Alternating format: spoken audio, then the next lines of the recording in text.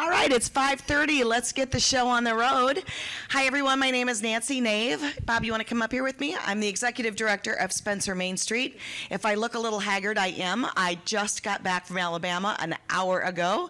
And I have been here all this time. And have been up since... I did get to Fostoria once. And have been up since 3 a.m., but I knew this was so important for me to be here. I really wanted to see the culmination of what they have been doing for a year. So Bob went to Terry Heeman last year. We both sit on the Historic Preservation Commission. He is a voting member. I just get to be there. And he said, we would love to have you do the history of the schools. And Terry said, I think that's a great idea. I just don't have time for that. Your staff doesn't have time. Why don't you talk to the No Boundaries class? So we did. So we went to the Palooza, the Pitch Palooza, the Partner Palooza, and we were so fortunate that 4 students picked us. So one is missing tonight because he graduated early, and that is, my brain is Alex Bush, thank you. But the other 3 carried it out and have worked all year on digging up all kinds of details, and we think you're going to be so pleased, and we're so grateful that they are now documenting the history of the Spencer School. So everyone, these are the kids from No Boundaries. It is my honor to introduce Brady Heisman, Kirsten Campbell, and Shayla Sanderson.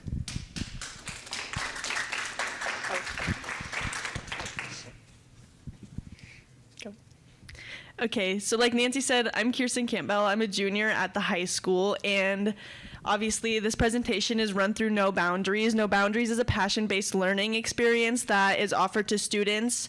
It is actually here just in the upstairs area. It's the last 3 periods of the day, and you're given a bunch of projects to choose from, and whatever one interests you the most, you get to pick and run through the whole year, and this is what we picked. This is an overview of some of the schools we'll be talking about, and here are the rest of the schools we'll talk about today.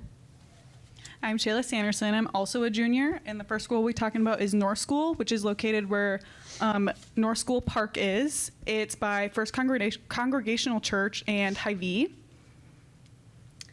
In 1887, a one-room building was built on the north side, made completely of wood. In the same year, it had 5 graduates, and their class quote was, "Knowledge comes, but wisdom lingers." A fun fact about the school at the time was it had a slide fire escape. In 1900, this building was replaced by a 4-room brick building, and it did not have water or sewer at first. It cost $8,000 to build.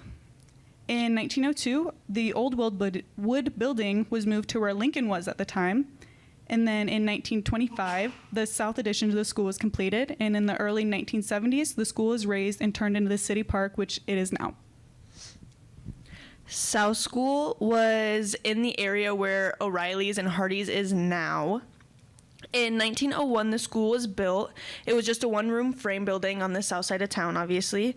And in 1917, the school was closed, and the building was moved to the fairgrounds, where it served as the Red Cross headquarters, but the building is no longer there.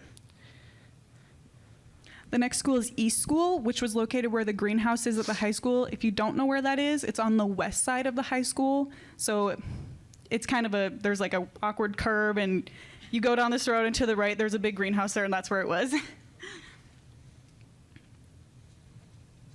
At the time when it was first built, it was 4th and 5th grade. In 1882, the school building was built on the east side after the other school was outgrown. And then in 1907, East School was renovated after only 25 years. In 1925, a bond issue was passed so that a new East School could be built in the same place. The next day after the bond issue passed, the school was found on fire, and it was a bed of ashes in 1.5 hours. And those are the pictures of what they found when they came back the next day. Oh, you guys can look at that a little longer. There was some oohing. Yeah.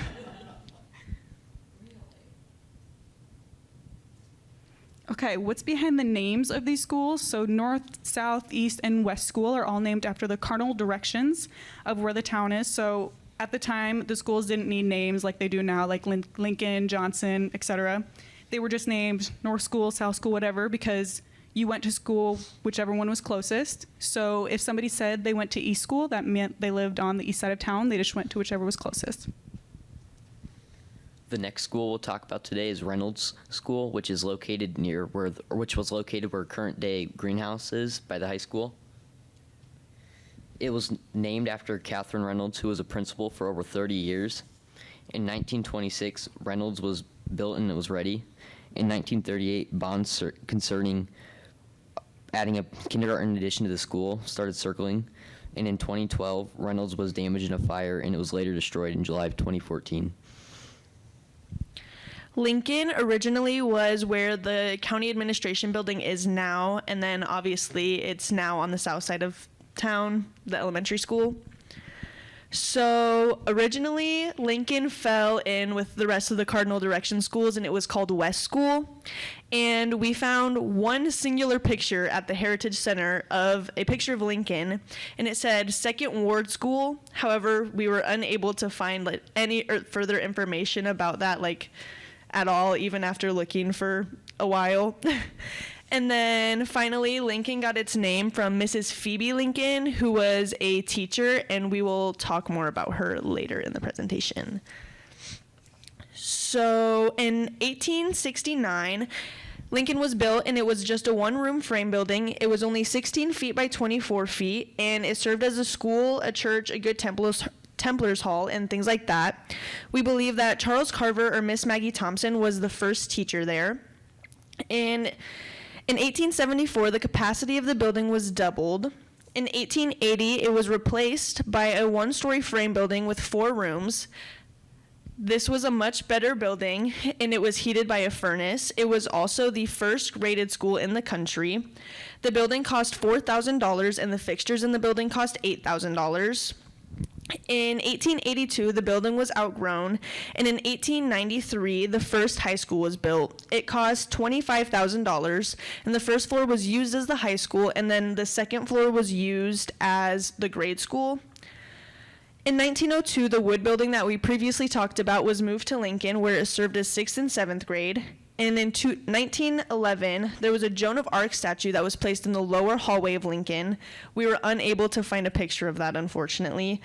In 1914, the wood building was sold, and it was turned into a house, actually. It is now 320 East 3rd Street.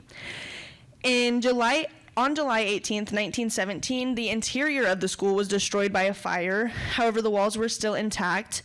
And then the top picture is before the fire happened. You can see it has a pitched roof. And then the bottom picture is after the fire, and you can see that the roof is just flat.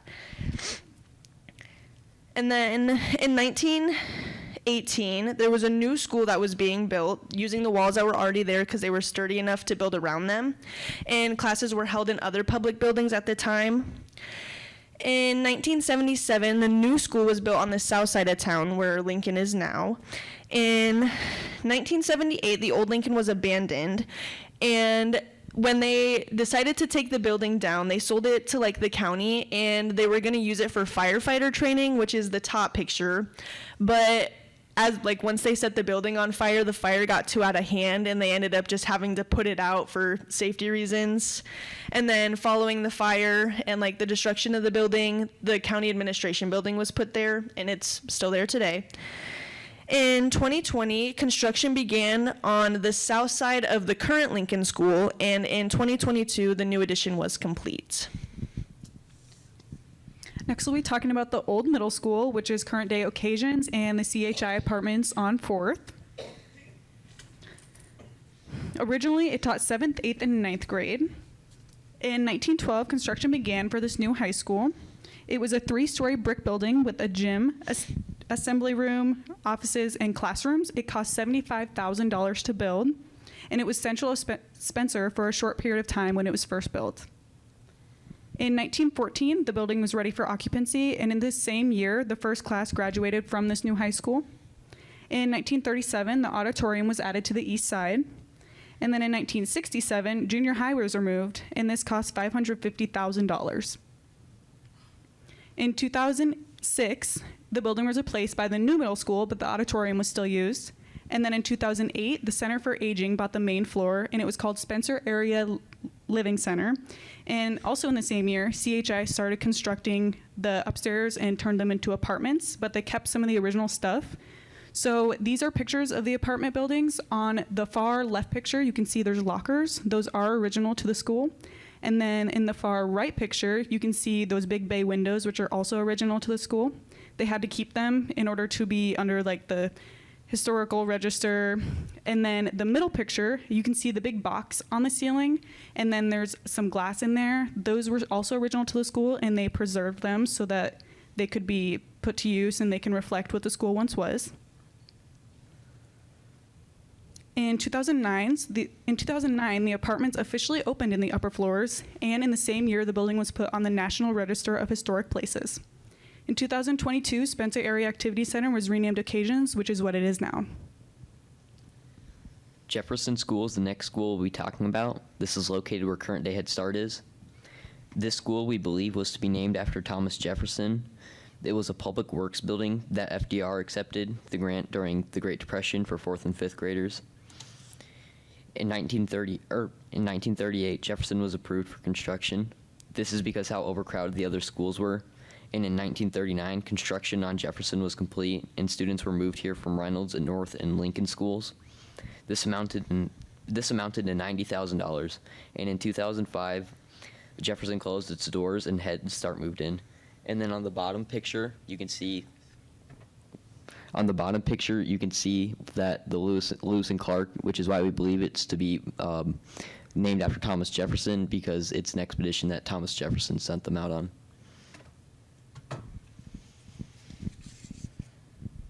Johnson School is still in its original location. What's behind the name? W.F. Johnson, he was named after the school, or the school was named after him. He was a superintendent for 19 years, and he was a pretty big deal at the time that the school was built. In 1959, the school was constructed. It cost $250,000.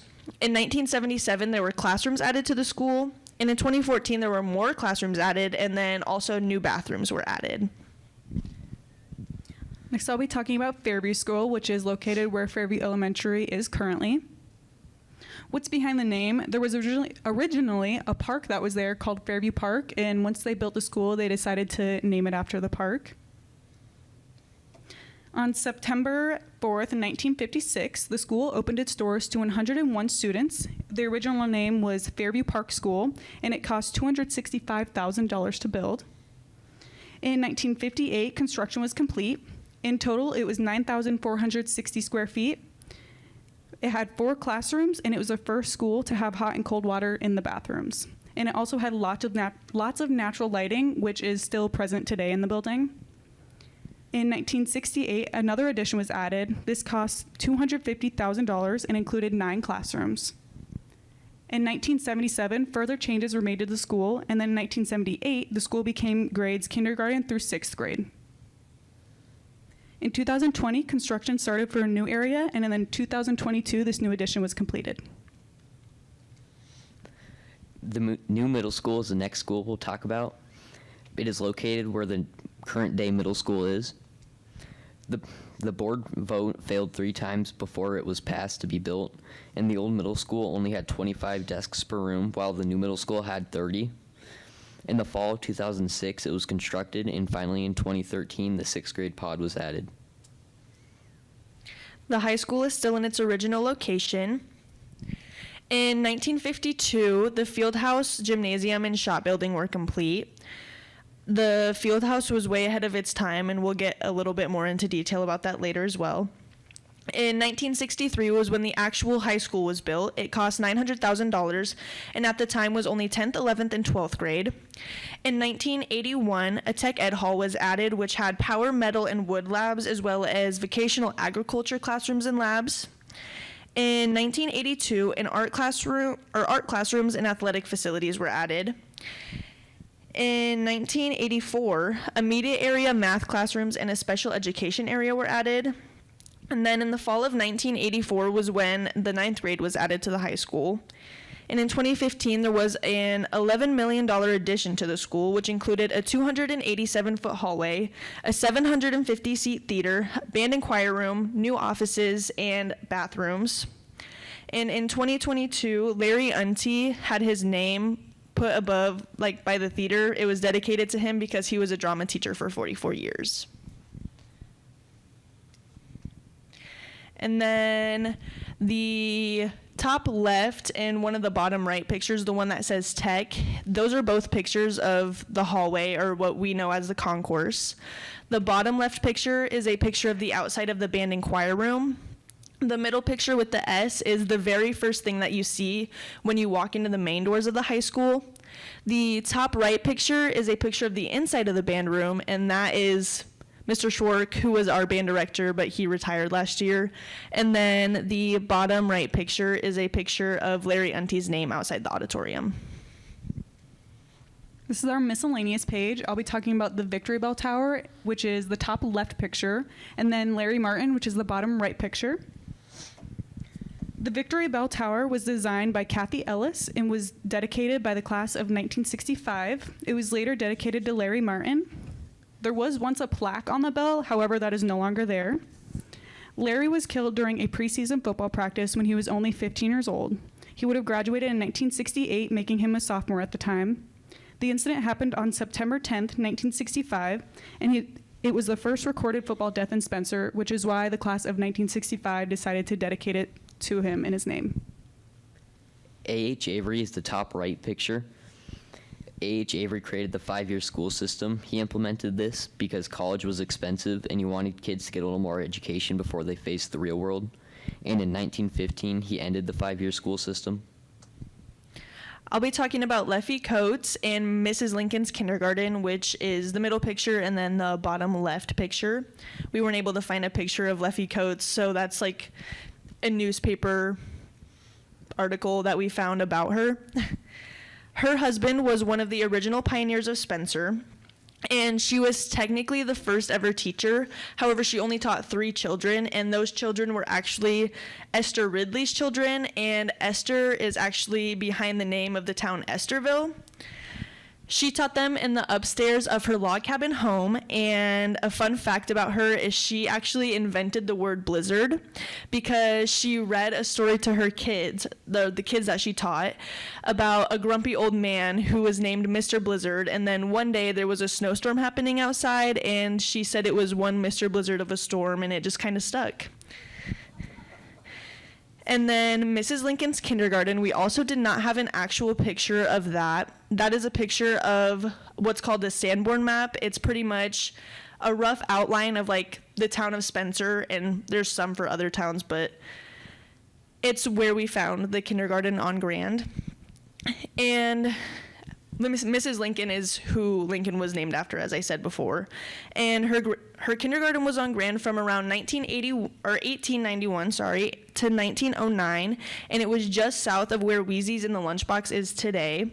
And it was called a preparatory school instead of a kindergarten. These are some fun facts we found. I'll try to use this pointer to point out some of these pictures. So this picture up here in the top left is a time capsule that we got from Fairview School.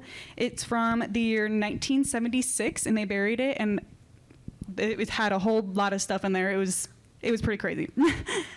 This bottom left picture is obviously the key to Spencer's first schoolhouse, which is located in the Heritage Center. The Heritage Center. The lockers we saw these in the old middle school when we went and toured it. This bottom picture of these students is a picture of West School, one of the classrooms. We don't know what year it's from. That was also found at the Heritage Center. This top picture with Beauty and Beast and the class of 2006 is in the basement of the old middle school in the very bottom. We believe it was from after prom or actual prom, and they painted it in their honor. This picture of the doorway, that is Jefferson or Head Start. Those are all original. It's obviously very pretty, and they tried to keep as much original stuff as they could. And then there's also original light fixture, which you can't really see that well.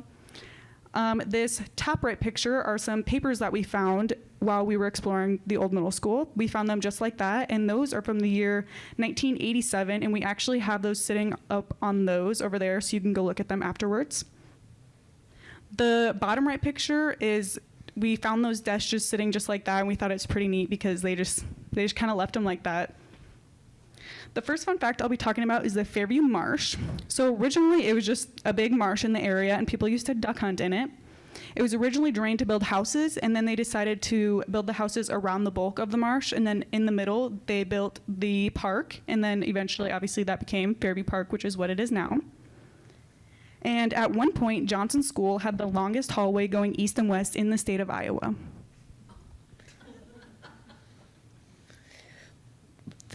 My fun fact is that the field house was previously used as a competitive basketball arena for people. The field house was previously used as a competitive basketball arena for people all over.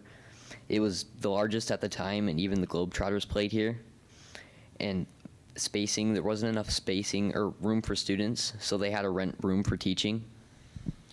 The first class to graduate in a cap and gown was in 1912, and the 2012-2013 school year was the year that the grade alike system was implemented. Before, all of the elementary schools were K through 6, and you just went to whatever school was closest to your house. The first person we'll be talking about is Dale Norton. Dale Norton was the captain of the Morningside football team in 1918. He was also a member of the college debate team. Dale Norton helped find H&N. The N stands for Norton, and Dale Norton passed away on his way to an Minnesota-Iowa game, and the Spencer football field is named after him in his honor. The middle picture is Dennis Price, and within the past year, there was some new tennis courts built behind the middle school, and these courts are named after Dennis. Dennis was a longtime tennis coach and helped build and set up the program in Spencer, and he was a coworker with Mayor Steve Baumgars because they were both teachers, and Mayor Baumgars thought that he was very deserving to have the courts named after him.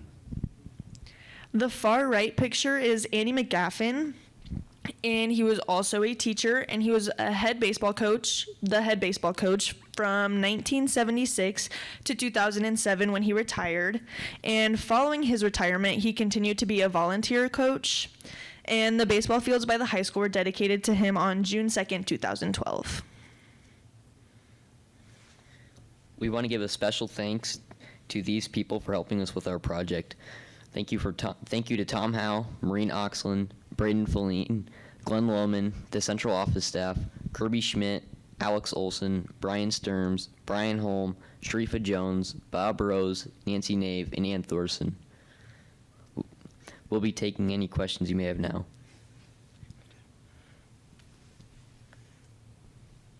Let me grab a mic, Carla.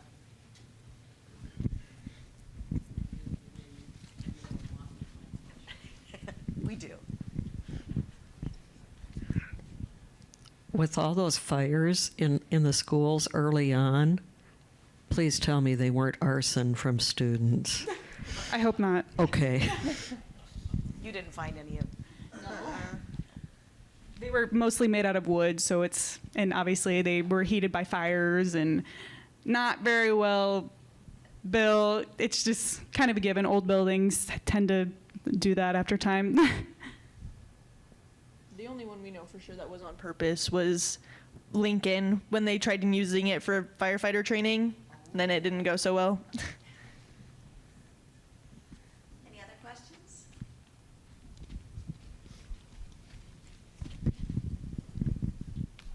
I don't have a question for you, but I taught at Fairview for 22 years, and there is in the hallway, one of the hallways going down to the lunchroom at the time before they put this addition on, there is a fireplace there, and I believe the fireplace is part of the park that was there originally that they built the school around. And that is still there. Yeah, it's still there. Yep. Well, can we hear it for the kids and all of the research they have done for this project? What did you find to be your favorite part about this project? Let's go down the line. Brady? Probably finding out that there was a victory bell that was honored in the memory of a fallen student that passed away during a football practice. Kirsten? I would say the information we found is really cool, but I think the coolest part was getting to meet all these new people out in the community and getting some real life experience and just connecting with the people that live in our town. And that's valuable. You're going to use that for the rest of your life. Yes, I agree. There's a lot of people in this room that I definitely bonded with. I mean, that I would not have met otherwise. And we also got to see a lot of the schools, especially since we went to majority of these schools. It was so crazy to learn all this stuff and then go back and be like, oh, like, it's just crazy how historical these schools are. I mean, we're little, we don't really think about it. And afterwards seeing it, it gives you a new perspective on just the whole town. And how about some of the women that the schools are named after? Yes, that was really surprising because women weren't very prominent at the time, and there's 2 schools named after women, which is really surprising. Quick question for all three of you. I don't know what your previous experience was, but do you see any future in becoming Nancy Nave? And higher. I meant as a news person. They probably don't even know that, Russ. Yeah, I don't know. They don't know I'm a news person. This lady was on Kello for a lot of years. A lot of years. She was in the time capsule that we found at Fairview. She was in the council a lot. Oh, there was a lot of, there was like a newspaper magazines with her face all over them. There was a lot of pictures of her in there. It's a terrible question, Russ. Enough. I'm so embarrassed, both of us. As you've gone through this, and as students just about ready to launch your own lives, how would you characterize the importance placed on education by the city of Spencer? Okay. Do you mean like how it's implemented in our lives? Well, is that, I'm sorry. Okay. I say I can hear you. If not, But the rest of the world yeah. can't. No, what I mean is you're nearing the end of your career with the Spencer schools, and you've just done a very wonderful deep dive into the whole continuum of schooling and schools and decisions and money spending and trying things that maybe worked well and others that went up in smoke, literally. How would you, what would you describe the importance placed upon that dimension of this community from what you've learned? I would say. Yeah, I gotta think. First off, I'm a history geek, so I'm excited. I would say it's very important because, like I said, there's so much that I did not know about, and now I drive around and I see things and I'm like, oh my gosh, this originated from this. And it's so weird to know that like our town built quite literally from the bottom up, obviously, and especially knowing all of these historical facts specifically about the schools that we attend and we still attend. It's crazy to know that like we grew up in this and we're a part of this history, and that all of these people came before us to build it up to what it is now. What is the population you had of Spencer School now? I just wondered, you've been having additions and then they'd make some go K through 4 and different. Is there kind of a trend up and down, or I don't know how many are in the high school right now? Around 750 at the high school students. I know during our research, like Brady talked about in the fun facts, spacing was an issue at the very beginning of like building up the school system and making it a thing. Cause there were like 2 schools, I think, at the time, and then a bunch of people came like from the U.S. Like obviously, as people moved into Iowa, as like the U.S. grew, they had to rent out like quarters and find other places for kids to be taught because the schools that they had at the time didn't have enough space. Yeah.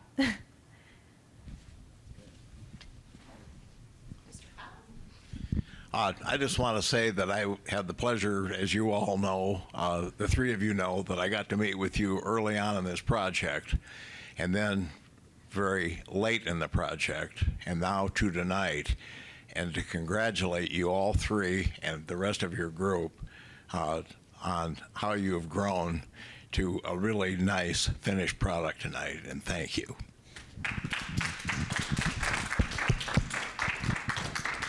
You did a great job. I also, before we say goodbye to you guys, big thanks to Ann Thorson. She's become a great friend. I get to work by her every afternoon, and Kelly Keeler, and it's just a true pleasure having these kids right next door in City Hall upstairs, and it brings life back to the upper floor because it was just me before, and Bob. I want to remind you all that we have the downtown upstairs tour on Saturday. We're meeting at the Masonic Temple starting at 9 with breakfast. Costs $20. You'll get rolls, coffee, juice, and then we'll head out about 9:45 to 5 different buildings. And we would love to have you all come out to that as well to show you the 5 buildings. So we're going to show you the fire building, Hanson's, which is now complete. We've got the Union Block lofts, also complete. We're going to show you the old post office and the original Farmers Bank upper floor. So, and you can just get the tickets on Saturday at the Masonic Temple. Can we hear it one more time for Shayla, Kirsten, and Brady? Thanks, you guys. It's been an honor to work with you. Thank you. And then also, we have those papers that we found at the old middle school sitting over there, and then we have some other papers sitting over here, and they're like newspaper clippings, blueprints, stuff like that. If you want to look at them, feel free.